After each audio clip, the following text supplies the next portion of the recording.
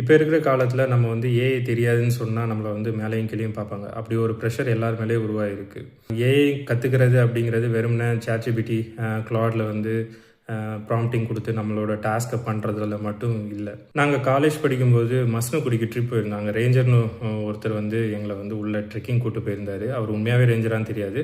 But அவர் சொன்ன ஒரு விஷயம் என்னென்னா, மற்ற விலங்குகளை காட்டிலும் மனுஷன் வந்து ஏன் வந்து இந்த ரேஸில் வந்து மேலே இருக்கிறான் அப்படின்னு சொல்லி நீங்கள் பார்க்கும்போது, அவன் தூரத்துலேருந்து அட்டாக் பண்ணுற ஒரு ஸ்கில். நம்ம வந்து பகுத்தறிவு, ஆறாவது அறிவு அப்படின்லாம் சொல்கிறோம். அது இன்னொரு ஸ்கில். நம்மளோட காக்னேட்டிவ் ஸ்கில்ஸ் வந்து இந்த பரிணாம வளர்ச்சியில் நம்ம கொஞ்சம் கொஞ்சமாக இழந்துட்டுருக்கோம். எப்படி வந்து நம்மளோட வேட்டையாடுற ஸ்கில்ஸ் வந்து நமக்கு தேவைப்படாமல் போச்சோ, அதே மாதிரி இந்த காக்னேட்டிவ் ஸ்கில்ஸை வந்து கொஞ்சம் கொஞ்சமாக இழந்துட்டு வர்றோம். 2011 நான் காலேஜ் படிக்கிறப்போ ஒரு ஆர்டிக்கிள் இந்தியன் எக்ஸ்பிரஸில் படிச்சிருந்தேன். அதில் வந்து கூகுள் மாதிரி சர்ச் இன்ஜினை வந்து நம்ம வந்து எக்ஸ்டர்னல் மெமரியாக யூஸ் பண்ணுறோம் அப்படின்னு சொல்லி ஒரு ஆர்டிக்கிள். அதில் பார்த்திங்கன்னா, நமக்கு தேவையான ஒரு சின்ன சின்ன ஃபேக்ட்ஸை கூட தெரிஞ்சுக்கிறதுக்கு நம்ம வந்து சர்ச் இன்ஜின் யூஸ் பண்ணுறோம். அதே மாதிரி சின்ன சின்ன அரித்மெட்டிக் கால்குலேஷன் பண்ணுறதுக்கு கூட நம்ம வந்து கால்குலேட்டரை யூஸ் பண்ணுறோம். ஈவன் இந்த நவீன காலத்தில் கூகுள் மேப்ஸ் வந்ததுக்கப்புறம் நம்ம வந்து சின்ன சின்ன டைரக்ஷன்ஸ் கூட தெரிஞ்சிக்காமல் நம்மளோட ஸ்பேஷியல் மெமரியும் வந்து நம்ம வந்து அவுட் சோர்ஸ் பண்ணிட்டோம்.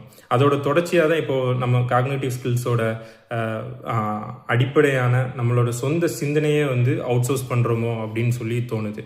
இதுக்கு முன்னாடி வீடியோவில் நான் சொன்ன மாதிரி சோஷியல் மீடியா வந்து நம்மளோட டிசிஷனை இன்ஃப்ளூயன்ஸ் பண்ணுற மாதிரி இந்த ChatGPT, இந்த ஜெமினி, இந்த Claude இது வந்து நம்மளோட சொந்த சிந்தனையை வந்து கொஞ்சம் கொஞ்சமாக மழுங்கடிச்சு நம்மளை வந்து டைரெக்டாக இன்ஃப்ளூயன்ஸ் பண்ண ஆரம்பிச்சிட்டோம். நம்மளோட சின்ன சின்ன வாழ்க்கையோட முடிவை கூட நம்ம வந்து ChatGPT, Claude இதை கேட்காம நம்ம எடுக்க மாட்டோம் அப்படிங்கிற மாதிரி நம்ம ஒரு உலகத்துக்கு நோக்கி போகிறோம். ஏஐனால் வேலைவாய்ப்பு போயிடும் அப்படிங்கிற பயம் எல்லாருக்குமே இருக்குது. எந்த மாதிரி வேலைவாய்ப்புகள் காணாமல் போகும் அப்படின்னா, இந்த ரெப்பிட்டேட்டிவ் டாஸ்க் பண்ணுறது, இந்த பேட்டர்னுக்குள்ளே அடைக்கக்கூடிய வேலைகள், இதெல்லாம் வந்து கண்டிப்பாக காணாமல் போகும். இது உடல் உழைப்பாக இருந்தாலும் சரி, மூளை சார்ந்த உழைப்பாக இருந்தாலும் சரி, இதெல்லாம் கொஞ்சம் கொஞ்சமாக காணாமல் போயிடும். எப்படி தந்தியிலேருந்து லேண்ட்லைன் வந்து இப்போ லேண்ட்லைன்லேருந்து ஸ்மார்ட் ஃபோன் உலகத்துக்கு வந்திருக்கோமோ, அதே மாதிரி இந்த தொழில்நுட்பங்கள் வந்து வளர்ந்துக்கிட்டே வரும். அதுக்கேற்ற மாதிரி நம்மளோட ஸ்கில்ஸை வந்து அப்கிரேட் பண்ணிக்கிட்டே இருக்க வேண்டியது இருக்கும். அதுபோக இந்த கலை, பொழுதுபோக்கு, விளையாட்டு இது சார்ந்த துறைகளில் வந்து மனிதனோட பங்களிப்பு கண்டிப்பாக இருக்கணும். அது இல்லாமல் இருக்க முடியாது.